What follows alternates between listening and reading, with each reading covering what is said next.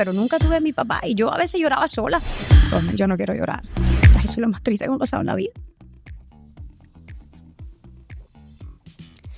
Yo llevaba tantos años aquí y yo iba a verla. A mí no me eligieron.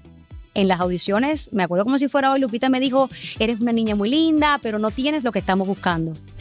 ¿Sentiste que esas palabras de Lupita Jones acabaron con tu sueño en ese momento? Se me tumbó, pero fue muy fuerte. Sí, claro. Yo terminé con ataques de pánico y todo. Es muy difícil encontrar a alguien donde no hayan rivalidades, donde no haya competencia, donde no haya cizaña, ¿ves? En este medio es bastante difícil. Que si yo me hubiera ido a México, yo no tuviera hoy la familia que yo tengo, yo no tuviera hoy, no hubiera conocido a mi esposo. No hubieras conocido al amor de tu vida. Yo voy a hacer algo que no suelo hacer en mis podcasts, que ya ves. No voy a preguntarle edad. No te la voy a preguntar. Cara a Cara con Rodner, el podcast, es presentado por Café 5 Gotas, el mejor café del Salvador. Y por Rodner Figueroa Style, la elegancia a tu alcance.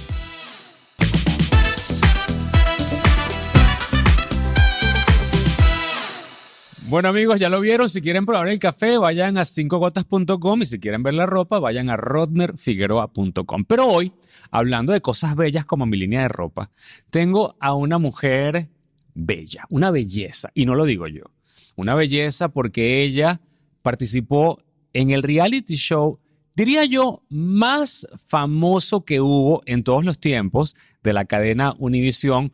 Una máquina de hacer sueños fue ese programa, Nuestra Belleza Latina, y tengo el privilegio de tenerla, que es la primera belleza latina que viene a Cara con Rodner y viene de una isla.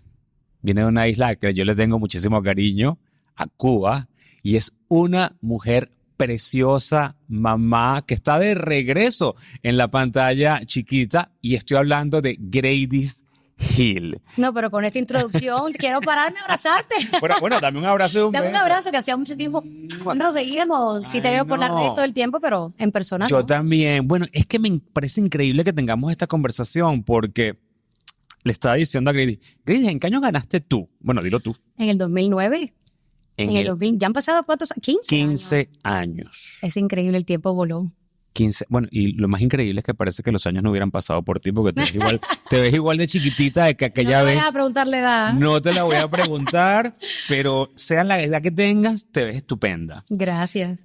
¿Cómo cambió tu vida, Graydis, el haberte puesto esa corona en la cabeza? ¿Cómo transformó eso tu vida? Ay, Rodner, yo me voy a esa época y yo había acabado prácticamente de llegar de Cuba. De acuerdo. Yo llegué de Cuba en el 2005. Yo trabajaba en una tienda por departamento y mis amigas me decían, mira, hay este reality show en Univisión, ¿por qué tú no te presentas?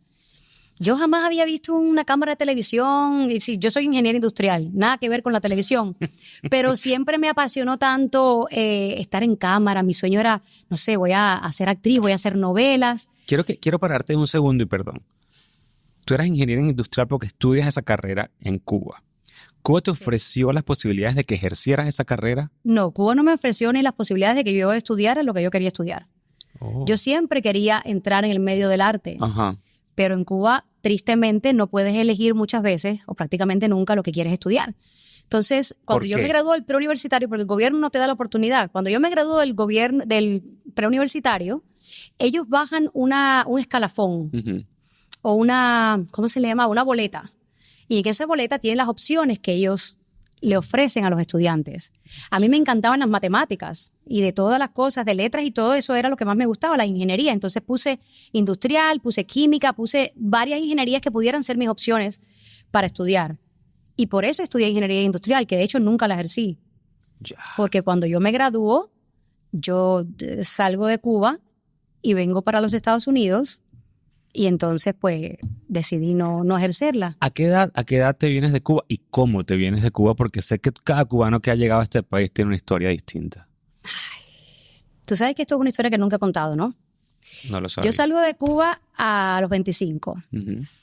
Yo pasé por varios países antes de entrar a Estados Unidos y entré por la frontera de México.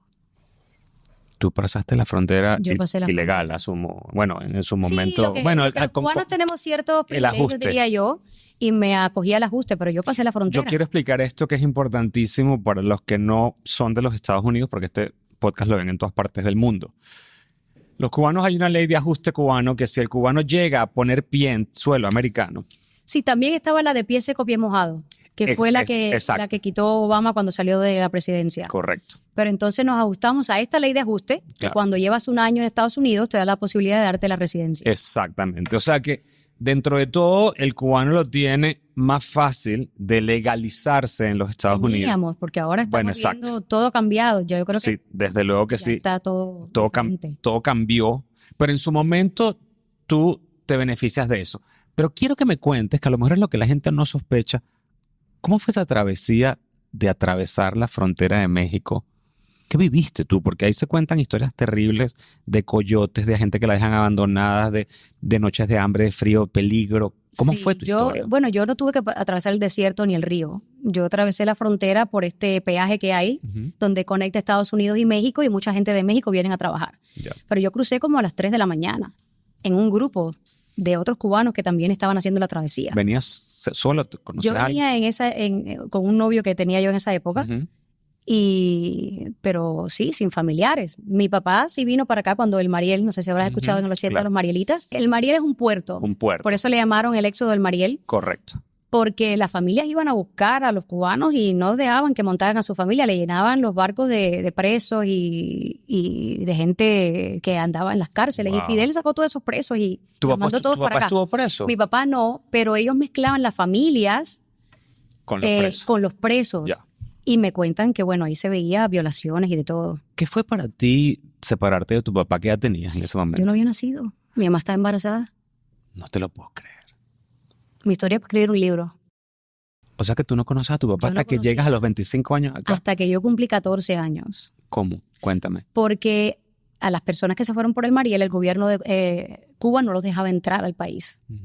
Y él nunca pudo ir a conocerme hasta que yo cumplí 14 años, que le habían dado el permiso, luego de tanto tiempo, de regresar a la isla.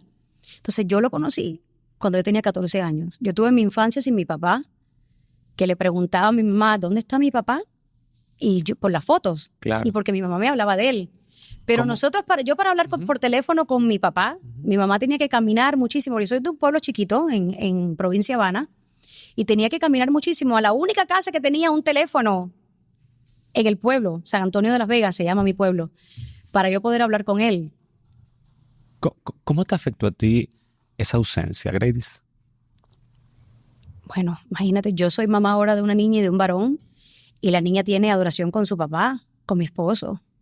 Para las niñas es importante esa conexión con los papás, su enseñanza, sus consejos. Y yo crecí viendo a mis amigas con sus papás. Sí, me crié con el papá de mi hermano. Mi mamá tuvo un segundo matrimonio que tuvo a mi hermano y me crié con él, pero nunca tuve a mi papá. Y yo a veces lloraba sola. Y mi mamá muchas veces entraba y me preguntaba, ¿qué te pasa? Y ella sabía por lo que yo lloraba.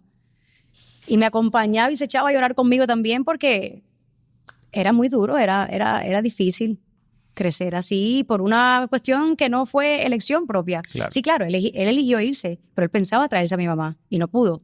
Porque luego cerraron, se acabó el éxodo y mi mamá se quedó en Cuba embarazada de mí. Increíble historia. ¿Y sientes tú que esa ausencia, de alguna manera u otra, moldeó tu personalidad o no? No, yo no diría que moldeó mi personalidad. Yo creo que sí me enseñó a superar cosas, ¿no? Desde chiquita. Porque crecí con esa separación de familia. Me enseñó quizás a valorar más la familia. Yeah. Que luego a mí me tocó venir sola, luego después de años. Cuando tenía yo 25 años vine sola para los Estados Unidos y estuve 7 años sin poder traer a mi mamá. Y no sé si tú recordarás en Nuestra Belleza Latina que se habló mucho del tema, porque yo tenía mi mamá, mis abuelos, mi abuela que en ese momento estaba viva, mi hermano. Yo dejé todo el mundo en Cuba para buscar un sueño, para venir a una tierra que yo sabía, porque desde chiquita me crié con la influencia de que mi papá vivía aquí, y que yo quería irme a ese lugar donde sí habían posibilidades de realizar sueños. Que puede que no sea el lugar perfecto, pero nos ha abierto las puertas a muchos y hemos podido hacer muchas cosas que yo ni hubiera soñado yo en hacer en Cuba. Grady, el propósito de mi podcast desde su inicio ha sido inspirar a los que nos ven y nos escuchan, escuchando las historias y los testimonios de mis invitados. Y lo que tú dices hoy es cierto. Este es un país donde, sea como sea, todavía los sueños se pueden alcanzar. Y si tú te pones a pensar desde esa noche a las 3 de la madrugada que tú cruzaste esa frontera, entrando a un mundo desconocido, yo por hoy es una mujer feliz, plena, casada, profesional, con un techo, con una profesión, con el amor de tu vida. Sí. Has alcanzado tus Yo sueños. besé la tierra, literalmente, cuando yo entré aquí. Mucha gente no sabe, y ahora que lo vemos tanto en las protestas en Cuba y toda la situación de Cuba, mucha gente no sabe la realidad de vivir en un país así. Las frustraciones, las limitaciones, la falta de libertad. Yo pasé por tantas cosas en Cuba que uno a veces cuenta y uno dice, wow, tienes que saberlo, tienes que vivirlo para entenderlo. Claro, y es lo que la gente a Que veces mucha no gente no lo sospecha. entiende. Bueno, Claro. tú me dirás Venezuela, que tú eres venezolano Sí. y Claro. va por el mismo. Bueno, ya está en el mismo camino, bueno. básicamente. Sí, son escenarios diferentes, pero entiendo lo que tú dices, a lo que te refieres. Cuando tú cruzas la frontera, tú besas el piso de los Estados Unidos. Sí. Cuéntame, relátame, llévame ese momento, o sea, llévame de la mano. Yo me fui de Cuba sin poderle dar un abrazo a mi mamá. ¿Cómo? Porque Clandestinamente. cuando yo me fui de Cuba, teníamos tanto miedo. Yo tenía tanto miedo de que no me saliera el viaje, de que me descubrieran que yo iba a salir y que no iba a regresar y todo eso, que yo tenía pavor. Y yo tenía tantas ansias de llegar aquí. Cuando aquel avión despegó, hasta que ese avión no despegó y aterrizó, no se me quitó como ese susto que yo tenía. Y cuando yo llego a esta tierra, dije, lo logré. Después de tanto tiempo, cruzando la frontera, todo. Pero Yo dije, qué dolor tan horrible tener que irse sin poder darle un abrazo. claro, porque yo no quería demostrar con abrazo, despidiéndome de la familia, porque si veían eso, dicen, bueno, esta no va a regresar, aquí está pasando algo. Ya. Y yo me tuve que ir y yo no vi a mi mamá hasta 4 años después, porque en esa época podías ir de visita una vez al año. Ya. Y cuando tú llegas a la belleza latina impulsada por tus amigas, en el fondo de tu cabeza pasaba que el propósito era poder alcanzar esa corona para poder traerte a tu mamá. Yo tenía todos mis sueños puestos en eso, porque yo sabía, yo participé en el 2008, que podemos hablar de eso también, tú sabes. Sí. Yo tenía todos mis sueños puestos, es decir, yo llegué de Cuba así, con las manos vacías, sin nada. Sí tenía a mi papá aquí, pero me tocó salir adelante, me tocó trabajar, me tocó hacer cosas que todos los Viviste con tu inmigrantes papá, hacen. asumo. Viví con mi papá un tiempo, sí. Después ya me mudé sola. ¿Fue difícil vivir con tu papá cuando no habías convivido con él? No, yo sentía que tenía cierta cercanía por alguna razón. Es decir, él iba después, cuando ya él fue la primera vez, después de todos los años trataba de ir a verme una vez al año, por lo menos. Sí, me fue bien y tengo una hermana, hija de mi papá también, de su segundo matrimonio. Ya ellos se divorciaron, pero en esa época estaban juntos y, bueno, gracias a Dios que tuve a alguien que me recibiera, porque es muy difícil. Vemos muchos inmigrantes ahora que vienen y no tienen a nadie que los reciba. Entonces, yo en Nuestra Belleza, yo dije, bueno, ¿sabes qué? Voy a dar un toque de suerte aquí, a ver si yo logro ese sueño de trabajar en comunicaciones, que era lo que me gustaba a mí. Querías. Y obviamente hacer dinero, traer a mi familia, todo eso. Y yo participo en el 2008. En el 2008 y yo no quedé. A mí no me eligieron. En las audiciones, me acuerdo como si fuera hoy, Lupita me dijo, eres una niña muy linda, pero no tienes lo que estamos buscando. Yo tenía hasta miedo de hablar en cámara, de decir, ese no era mi mundo. Yo no venía yo veía, imagínate, yo era una guajira acababa de llegar a Miami. Pero literal. ¿Sentiste que esas palabras de Lupita Jones acabaron con tu sueño en ese momento? Se me derrumbó. Sí, se me derrumbó, porque además ya yo estaba a punto de cumplir la edad límite para poder entrar. Entonces, al siguiente año digo, ¿sabes qué? Esta gente no va a poder conmigo y yo voy a regresar el año que viene nuevamente. Y yo me preparé, yo traté de mejorar mi dicción, yo me metí en un gimnasio, dije, el año que viene yo me voy a llevar esa por una. Y cuando iban a hacer las audiciones en Miami, para ese entonces ya yo iba a tener la mayoría de edad. Es decir, la mayoría de edad para concursar. Para concursar. Y me fui a Texas. Yo dije, ¿sabes qué? Miami no, ya pasó Los Ángeles, ya pasó esto, me queda Texas. Y me fui a Texas. Yo estoy reviviendo esto contigo y no lo puedo creer porque de eso se trata este podcast. De ser ingenioso cuando quieres perseguir tu sueño. Y estoy viendo toda lo genial que hay detrás de todo lo que estás contando, de que no dejaste que alguien con un comentario dejara morir tu sueño. No. Wow, te felicito. Gracias. Y entonces en Texas te eligen. Yo me fui a Texas, agarré mis ahorros, me compré un pasaje de avión.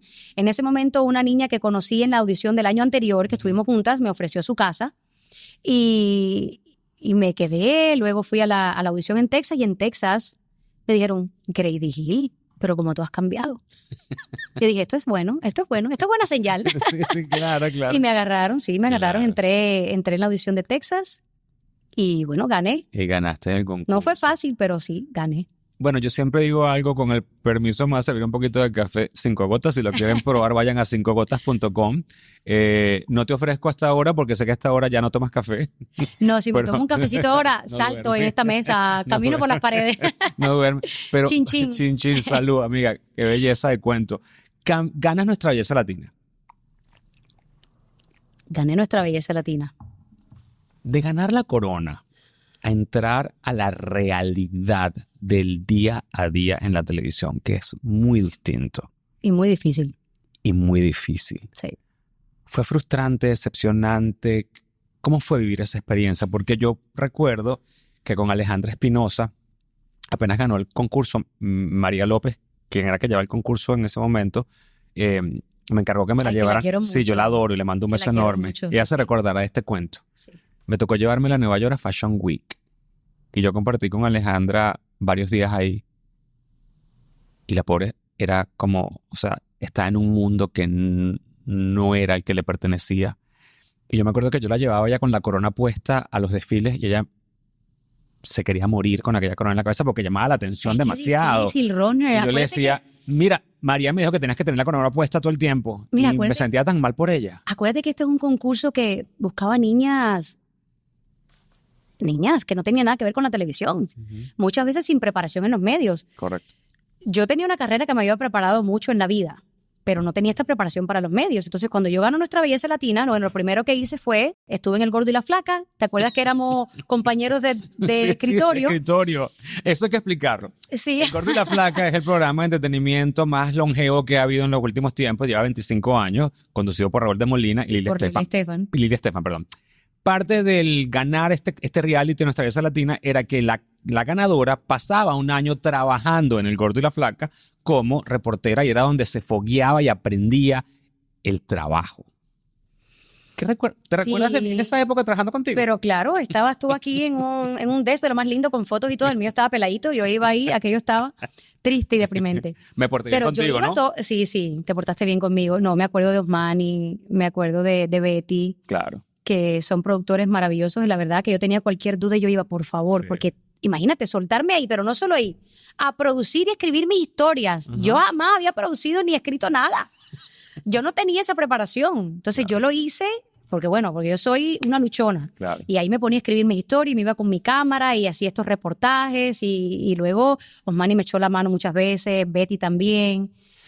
Que acotación, ambos son cubanos, excelentes productores, pero por supuesto había como un afecto más próximo porque tú también eres cubana y te acogieron con muchísimo cariño. No, pero Betty adoraba a Alejandra. Ah, no, bueno, Betty adoraba a Alejandra Espinosa. Betty es la mamá putativa de Alejandra Espinosa. Ella siempre la reconocí. Le mandamos un beso a Betty si nos está viendo. Sí, y Lili y Raúl, la verdad, siempre fueron súper buenos conmigo. Me acogieron súper bien el show.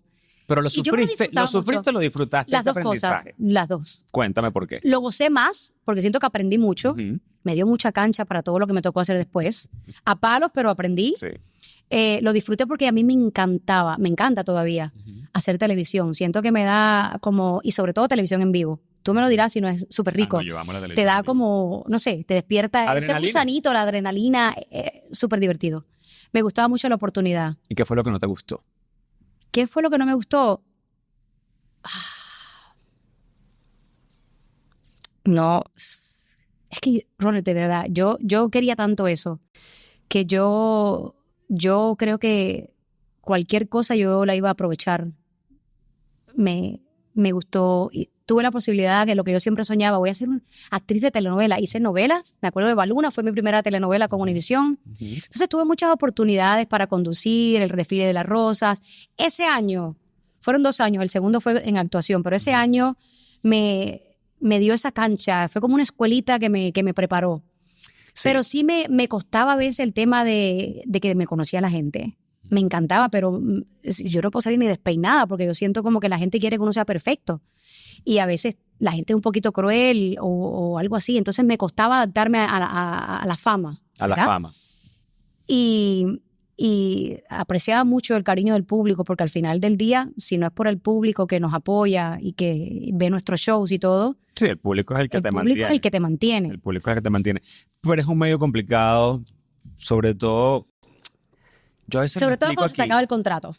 Bueno, cuéntame cómo fue eso. No, cuéntame cómo fue eso porque no es secreto que algunas de las ganadoras de la belleza latina luego se desaparecieron del mapa.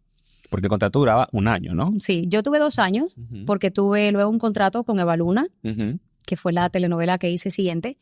Yo me fui, yo no me arrepiento, ¿no? Pero quizás fue, lo que yo elegí en ese momento fue la actuación. Quizás no era el camino que debía haber tomado porque no se producía tanto aquí en Miami. Entonces yo no iba a poder estar en todas las novelas que produjera Univision, que produjera Univision. ¿Qué sentido? En ese sentido era como que, bueno, hago una novela y luego. ¿Te arrepientes? ¿Te arrepientes que te fuiste por el mundo de la actuación? No, yo no me arrepiento de nada en la vida.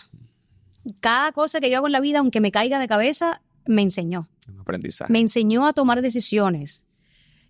Yo no me fui a México nunca y siempre me decían, ¿por qué tú no pruebas México? ¿Por qué tú no pruebas México? Yo me traje a mi mamá de Cuba después. Y yo no podía irme a México y dejar a mi mamá tirada aquí en Miami sin saber, ni podía llevármela a México tampoco. Qué decisión más dura, porque si al fin y al cabo tú lo que querías era actuar, tendrías que haberte ido a México. Pero fíjate que no me arrepiento de esa decisión. Mira, que si yo me hubiera ido a México, yo no tuviera hoy la familia que yo tengo, yo no tuviera hoy, no hubiera conocido a mi esposo. No hubieras conocido al amor de tu vida. No hubiera conocido al amor de mi vida. Que quiero que me eches ese cuento porque no me lo has echado. Todo en la vida pasa. Yo te digo que así sea una experiencia, que te pegues de cara contra el piso, nunca te arrepientas. Aprende de las cosas. Y sí, además que yo me disfruté tanto hacer telenovelas. Yo hice 2 con Univision, de hecho. Ya. Y luego entonces hice 2 con Telemundo. Ya después de ahí conocí el amor de mi vida. Claro. Bueno, vamos a entrar entonces en ese detalle porque quiero saber cómo conoces al amor de tu vida, que ya llevan 10 años casados. 10 años de casado. Felicitaciones. 10 años. Que sea para toda la vida. Gracias, amén. Cuéntame cómo lo conoces. Bueno, estaba yo con Univision todavía, fue en el 2011, cuando me invitan a Domino Nights, de Amigos for Kids. Eso es una gala organización benéfica que se hace para recopilar dinero para ayudar a los niños que tienen necesidades. Y yo voy esa noche a esa gala, que me invitó Luchito Borrego, y bueno, mi esposo conoce a Germán Plasencia, al que organiza. Jorge Plasencia. Germán es otro Plasencia. Sí, a Jorge. Y bueno, él estaba ahí esa noche en la gala. Y ahí me echó el ojo. ¿Te echó el ojo a ti o tú lo viste a él? ¿Cómo fue la cosa? Relátame esa historia de esa noche. Yo llego con ¿Recuerdas que tenías puesto? Yo llego con sí. ¿Cómo ibas vestida? Tenía un jumper, como un jumpercito que tenía como un bolero aquí, amarrado en la cintura, como un azul moradito, así, una cosa así. ¿Te sentías sexy o no? No muy sexy, la verdad. Más bien nerviosa de hacer una alfombra y todo eso, ¿no? Y llegó y él estaba parado en la escalera, arriba parado, esperando que yo subiera la escalera. ¿En serio? Él se paró, bien cubano, pero bien americano él. O sea que él te vio, te echó el ojo. Me echó el ojo de lejos. Y dijo, a esta le espero a que llegue aquí. Él dijo, a esta le espero yo que llegue aquí. ¿Y te acuerdas cómo se te acercó? Sí, no, es que es muy americano. Él es cubano-americano, pero eso es muy americano, de introducirte, presentarte y todo. Expliquemos acá, porque eso es una cuestión cultural. Sí. Las personas de segunda generación en los Estados Unidos, hijos de cubanos, son cubanos americanos. Generalmente el cubano americano es muy arraigado a su cultura cubana, pero es muy americano en su forma de ser. Sí, muy planificador y todo, nada que ver conmigo. Es como lo mejor de ambos mundos, diría yo. Yo digo, ¿no? Que sí. Es un balance muy perfecto. Sí, el abuelo de él fue el primero que vino. Ah, sí, imagínate. Sí. Cuéntame entonces, ¿qué te dijo? Me dijo, me da la mano, yo venía con mi hermana, él venía con un amigo, me da la mano, me dice, hola, mucho gusto, yo soy Luis. Yo miro a mi hermana y le digo, ¿y este loco quién es? Ay, qué risa. Hoy yo lo hablo con él y me muero de la risa. Y yo le digo, ¿y este loco quién es? Porque es muy cultural. Claro. Pero nada, terminé bailando toda la noche con él. Terminamos bailando, hablando. ¿Cuándo se dieron el primer beso? No fue ahí. Ah, ¿no fue ahí? No fue ahí. Fue mucho después. Después me invita a casa de su familia. O sea, él te empezó como dicen, a cortejar. Sí, a partir de ahí. Se cambiaron números de teléfono. Sí, no, y me invita a casa de su mamá. Y yo decía, pero si yo acabo de conocerte, ¿cómo yo voy a ir a casa de tu mamá? No, porque tenemos una reunión de amigos. Cuando yo llego no había ningún amigo, había una pareja de amigos. Una pareja de amigos. Yo decía, este hombre me trajo para que la mamá dé el visto bueno. Total. Para que la mamá dé la aprobación. No, estaba él, su mamá. ¿Y cómo te llevaste con la suegra? ¿Cómo te llevaste con la dos suegra? parejas de amigos, pero no era una fiesta grande. Era una fiesta. No, mi suegra me adoró desde ese día. Sí. Sí, pero nosotros no seguimos de decir. Yo tenía, él vivía en New York, él trabaja finanzas, tenía su trabajo en New York y era un poco inflexible como para venir a Miami a vivir. Yo estaba con mi mundo de las novelas y que si me iba a ir a México, que si iba a ver, no sé si podía, si seguía aquí en Miami intentando la actuación.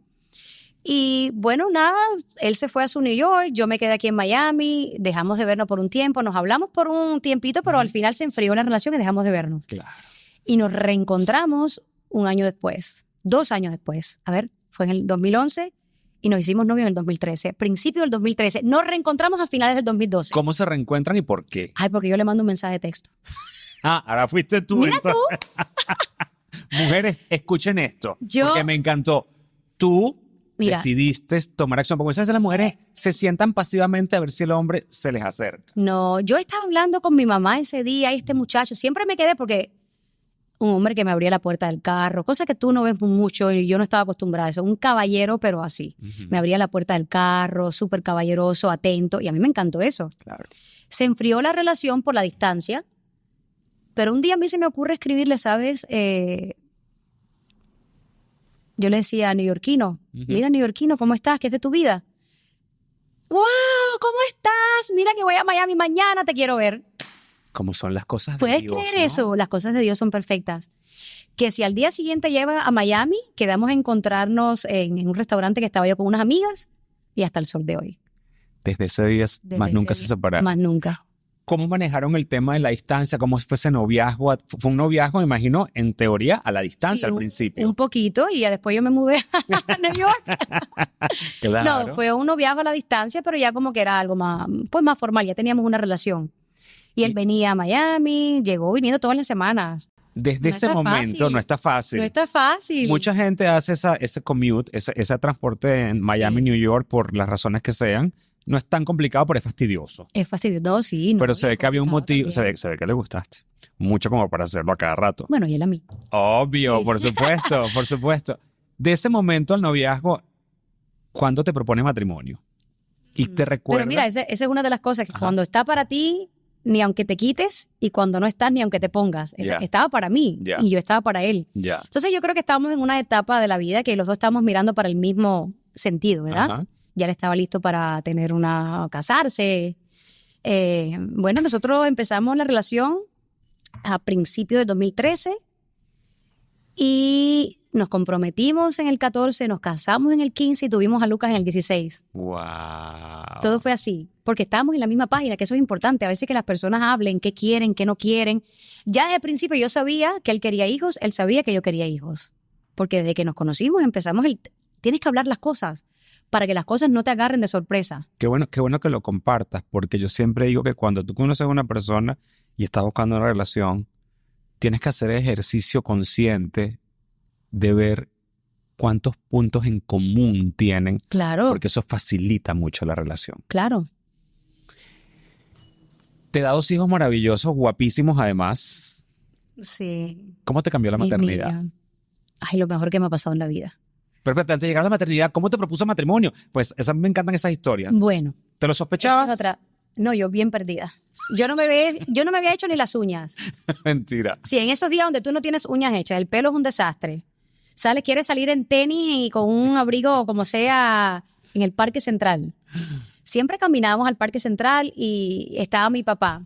Mi papá perdió tantos años de mi vida que él quiso que mi papá, cuando estaba de visita, porque a veces yo le decía, papi, vente, o mi mamá iban también, se quedaban en New York y todo.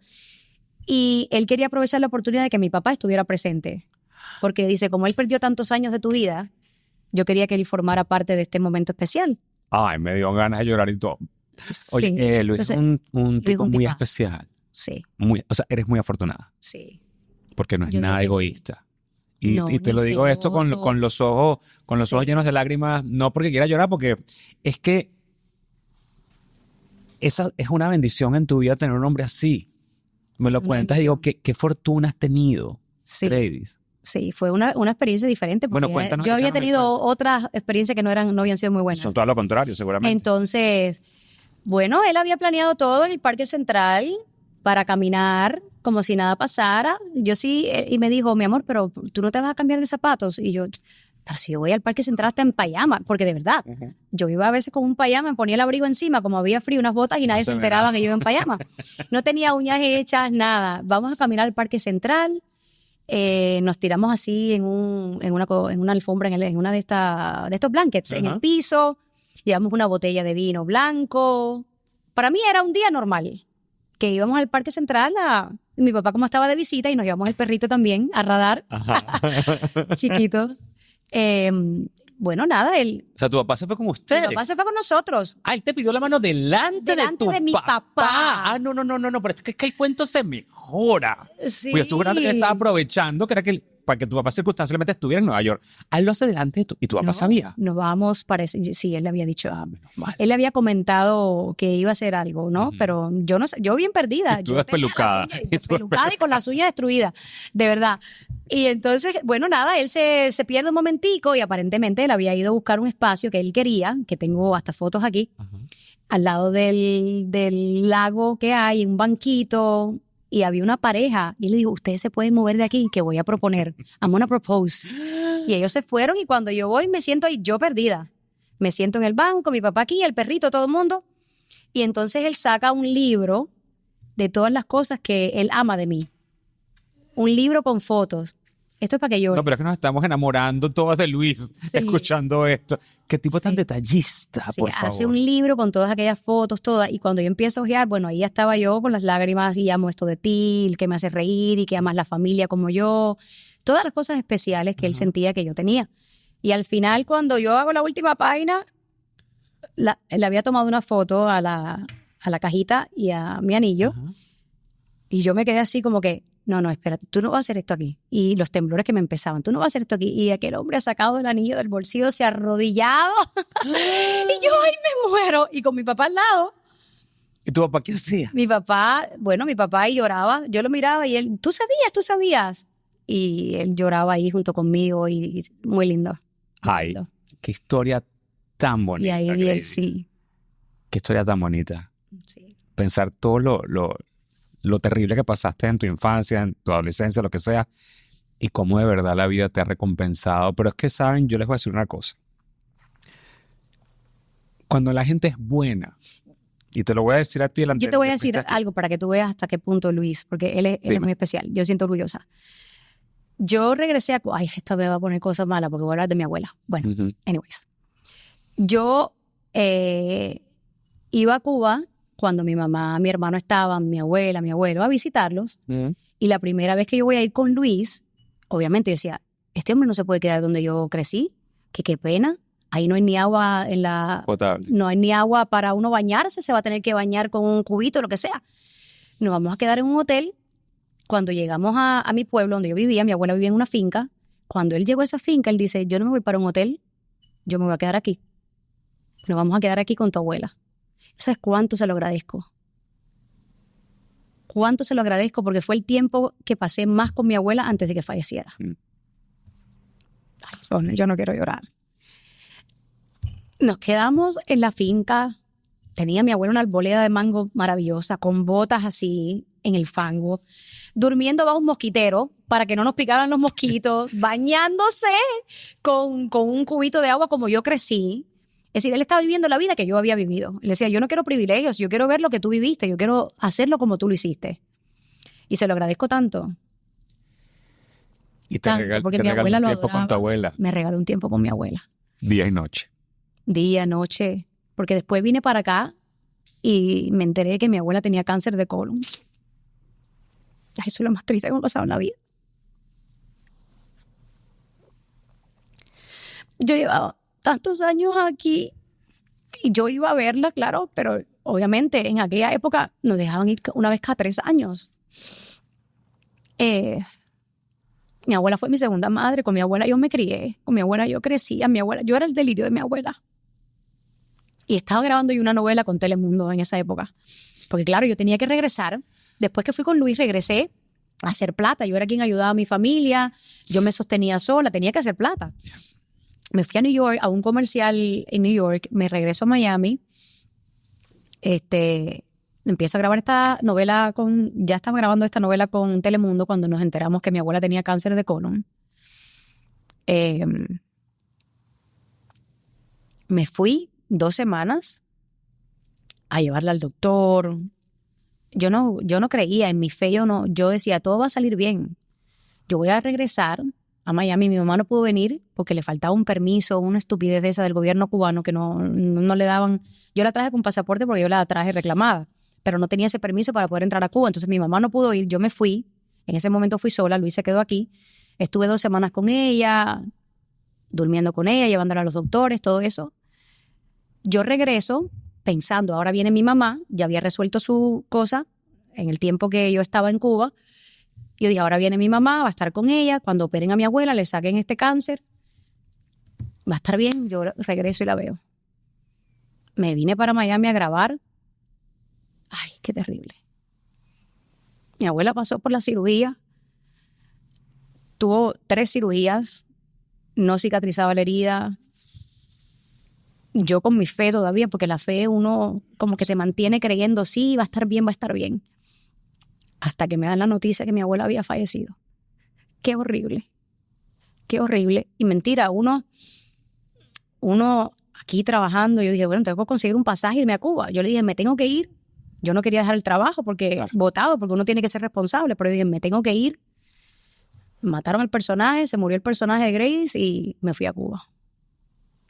Esa es la tragedia. No la vi. Esa es la tragedia de la separación familiar, la tragedia de que mucha gente han vivido de tener familiares que mueren y no poderlos ver, no poderlos despedir. Yeah. Yo tuve la posibilidad de regresar y despedirla, pero no, es decir, no la vi con vida nunca más. Pero te puedo decir algo. Debe estar llena y plena de felicidad de verte hoy por hoy. Realizada. Y esto ahora me confirma lo que te iba a decir antes de que me interrumpieras y contaras esta anécdota. Yo he conocido a mucha gente que han pasado por ese concurso. Y con esto no quiero hablar mal de otras. Y no quiero que se me malinterprete. Estoy hablando en este caso de tu caso en particular. Tú eres una persona buena. Una persona de principios. Una persona de valores. Una persona íntegra. Y todo eso viene por la vena. Todo eso viene del hogar. Posiblemente, ahora lo entiendo, viene de tu abuelita. Y tú eres el reflejo de la crianza con tu abuelita. Y que Luis esté en tu vida. Y que te haga una mujer tan feliz, tan plena y tan completa. Es la manera en que el universo te recompensa esa bondad. Nunca cambies, Grace. Nunca cambies. Porque las he visto cambiar. Y transformarse en personas que no eran. Y tú nunca cambiaste. Que Dios te bendiga. Ay, gracias, Ron. Estas pérdidas son pérdidas que nos sacuden el alma. Yo todavía no supero la de mi mamá y fue hace 4 años. Ay, qué horror. Pero bueno. No, esa pérdida de mi abuela me ha dejado Mal.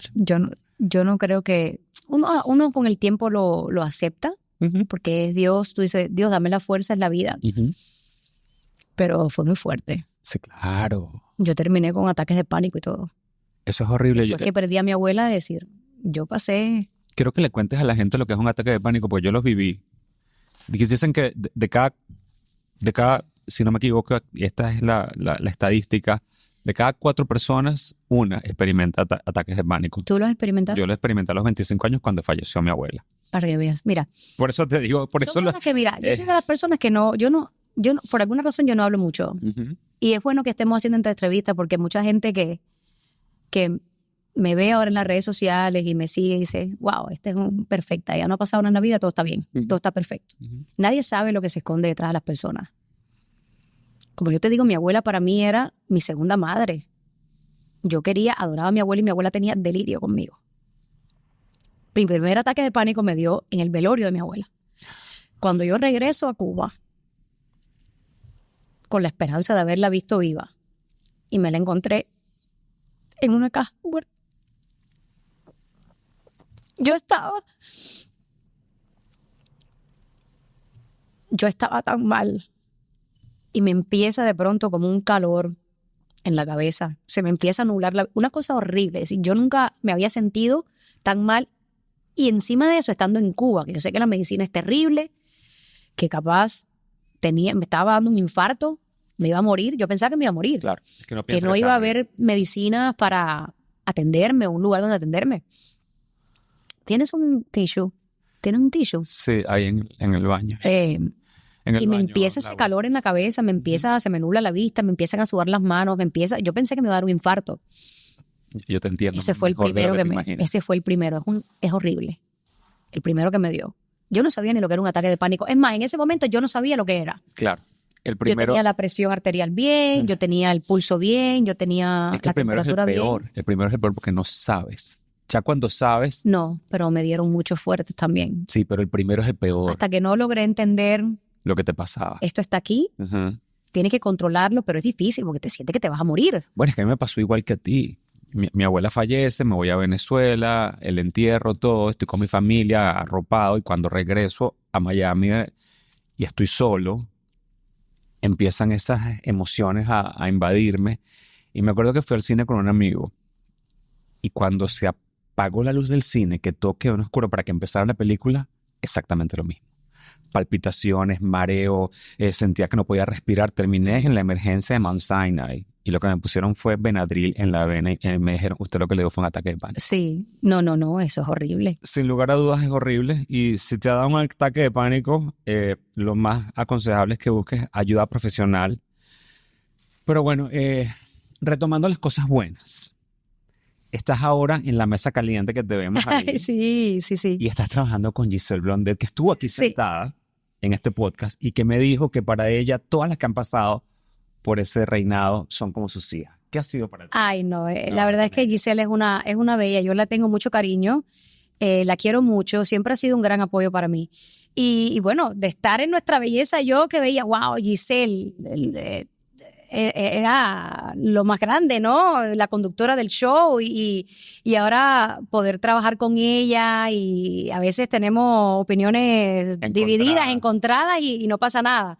Entonces ella ha sido un gran apoyo, la verdad, para mí.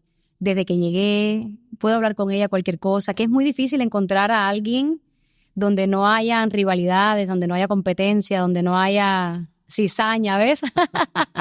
En este medio es bastante difícil. Con Giselle tengo eso. ¿Quisieras regresar a tiempo completo a la televisión? No lo sé. Yo nunca digo nunca. Pero yo agradezco tanto el tener la oportunidad de estar con mis hijos, de darle tiempo a mis hijos, de estar en esos juegos de soccer, de básquetbol de Lucas o en las clases de ballet de Grace. Darle tiempo a mi esposo, irnos de vacaciones. Y a veces eso se limita mucho cuando estás a tiempo completo porque ya tienes que responderle a alguien, ¿no? Claro. Ahora tengo esa flexibilidad, pero como te digo, nunca digo nunca. Yo te voy a dar un consejo no solicitado, que es lo peor que se puede hacer. Y yo creo que la vida ya te ha robado mucho tiempo de tus seres queridos. Entonces, si te puedes dar el lujo de no tener que estar obligada a estar día a día en la televisión y puedes disfrutar tanto de tus hijos y de tu familia, hazlo, porque eso no tiene precio. Sí. ¿Cómo fueron tus embarazos? ¿Los tuviste fáciles, difíciles? No, fáciles. Bueno, las hormonas siempre nos golpean, ¿no? ¿Qué edad tienen ya los niños? Lucas acaba de cumplir 8 y Grace 5. Wow. Cumple 6 en mayo. ¿Cómo pasa el tiempo? Pero con la barriga de Lucas yo me sentía una mamazota barrigona. Con la de Grace me sentía una cosa horrible, horrenda, fea. Yo no sé, la misma persona y es tan diferente. Las dos experiencias fueron diferentes en ese sentido. Pero sí fueron embarazos saludables, gracias a Dios. Gracias a Dios. Con un hambre. ¿Sabes por lo que me dio por comer cuando estaba embarazada de Grace? Hielo. Hielo. Hielo. Pero eso no alimenta. Yo metía la cabeza dentro en el refrigerador, en el congelador, y el olor a hielo era una maravilla. Me servía un pozuelo de hielo así y me comía todo ese hielo. ¿Y qué te decía tu marido? No, qué cosa tan rara. Qué cosa tan rara. Bueno, pero gracias a Dios está bien la niña. No, está bien la niña. Yo creo que pasa cuando tienes el hierro bajo o algo en el embarazo. Así que si les pasa, chequense el hierro. chequense el hierro. Ven acá, cuando tú llegaste acá, o en Cuba, ¿tú sabías quién era Rachel Díaz? Claro, no, bueno, no veíamos las cosas de aquí porque si teníamos 2 canales de televisión, ¿qué voy a ver yo? Pero cuando Digo, llegaste verdad, aquí, pero sí, cuando ¿no? llegué, claro, desde Sábado Gigante y todo, Rachel, un orgullo para nosotros los cubanos. A mí me encanta ver la gente nuestra triunfar y ella es una de las que ha triunfado de mi tierra. Bueno, yo voy a hacer Además algo... que es bella a matarse. Yo voy a hacer algo que no suelo hacer en mis podcasts, pero quiero vivir este momento para ustedes. Y es que Rachel Díaz, que es cubana, pasa adelante, está aquí. Y quiero que te ¡Qué encuentres... bella! hemos entrenado hasta juntas. Perdón. Así mismo. Perdón que no me pare, porque si no se escucha el micrófono. Las quiero felicitar a ambas, porque a lo mejor ustedes no lo saben, pero para las cubanas trabajar en la televisión nacional de habla hispana en los Estados Unidos es un trabajo doblemente complicado. Y ustedes dos son ejemplos de que no abandonaron sus sueños. Y son mujeres ejemplares que yo admiro, respeto, quiero y quería que este momento quedara registrado para la historia.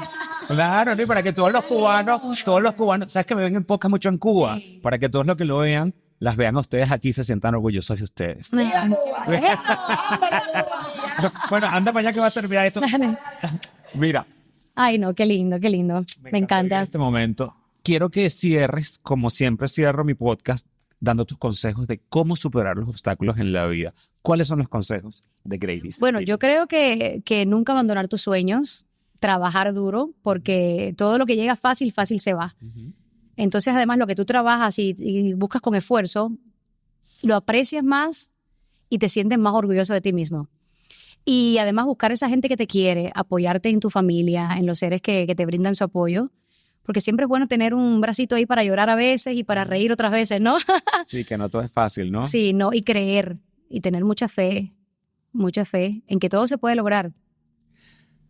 Me encantó este podcast. Yo creo que mucha gente va a conocer una faceta de ti desconocida y te van a amar. Ay. Por todo lo que has dado hoy de testimonio. Que Dios te bendiga. Ay, gracias, Ronald, igualmente. Y de verdad, ya lo saben, dejen en los comentarios qué fue lo que más les gustó, coméntenlo, den like, pero sobre todo compártanlo. Porque ustedes nunca saben cuándo una palabra que ha dicho mi invitado puede cambiar la trayectoria de la vida de alguien que necesita escuchar esas palabras. Así que nos vemos pronto en otro episodio de Cara a Cara con Ronald en el podcast. Y dale un abrazo. Gracias por la invitación.